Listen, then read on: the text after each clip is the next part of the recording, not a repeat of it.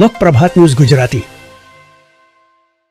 હારીજ શહેરમાં નવરાત્રી પ્રારંભ થતા શેરી મહોલ્લામાં તેમજ સોસાયટીઓમાં નવરાત્રીની ધૂમધામથી ઉજવણી થઈ રહી છે।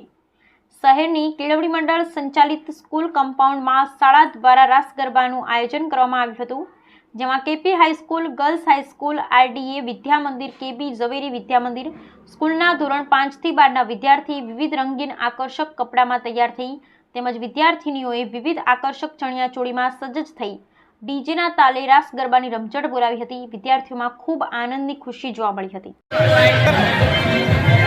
નવરાત્રી પ્રારંભ થતા શહેરની મહોલ્લાઓમાં તેમજ વિવિધ શહેરોએ શહેરી મહોલ્લામાં નવરાત્રી પ્રારંભ થતા ખેલૈયાઓ સરકારોની બિરયાની તારે વિવિધ સ્કૂલોની અંદર